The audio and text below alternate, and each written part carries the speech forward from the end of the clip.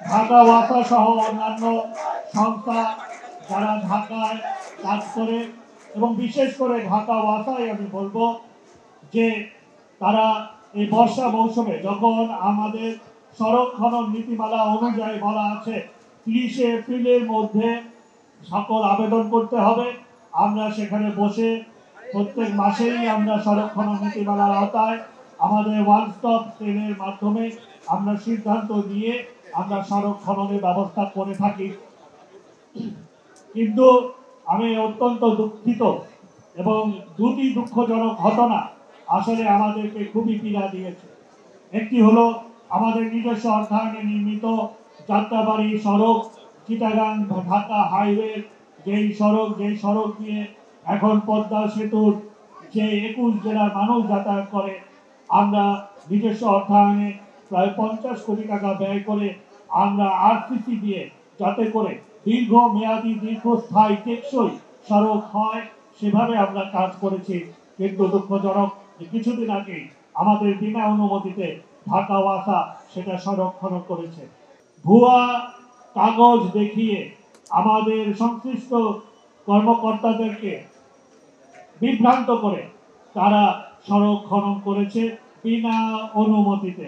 যখন আমাদের সংশ্লিষ্ট কর্মকর্তারা সেটাকে জানতে চেয়েছে, তারা একটি ভুয়া কাগজ দেখিয়েছে, কাল বিলম্ব করেছে। ভুয়া কাগজটা দেখানো মানে হলো যা কাল বিলম্ব করা, এবং তারা এই সড়ক খনন করেছে। এটা অত্যন্ত দুঃখজনক।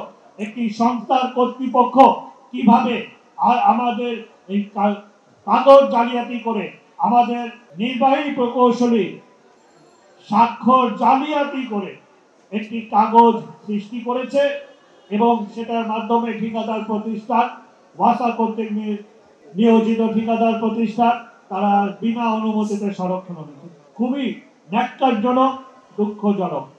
আমরা চাই সমন্বয় করতে, কিন্তু এরকম ন্যাক্কারজনক, দুঃখজনক, অনাকাঙ্ক্ষিত কার্যক্রমে যদি কেউ লিপ্ত হয় তাহলে সমন্বয়ের আসলে কোনো সুযোগ নেই।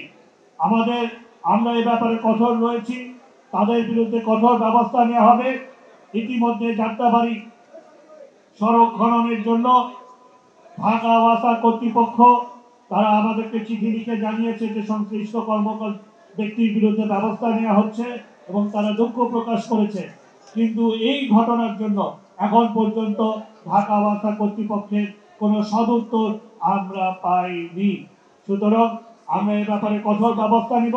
আমি আশা করব যে সেই ঢাকা ওয়াসা সংশ্লিষ্ট কর্মকর্তাদের বিরুদ্ধে ব্যবস্থা নিতে এবং ঠিকাদার প্রতিষ্ঠানকে কালো তালিকাভুক্ত করে আজীবনের জন্য তাদেরকে বারিত করতে, এ সকল ঠিকাদারি প্রতিষ্ঠান যে প্রতারণা যারা করে তাদের বিরুদ্ধে কঠোর ব্যবস্থা নেওয়া প্রয়োজন। সুতরাং আমি এটা আশা করব ঢাকা ওয়াসা কর্তৃপক্ষ সেই ব্যবস্থা নিবে, আর আমরা কঠোর ব্যবস্থা নিব। ঢাকা শহরকে এভাবে কেটে ঘুরে আমাদের ঢাকাবাসীর সমস্যা দুঃসহ সমস্যার সৃষ্টি আমরা করতে দিতে পারি না।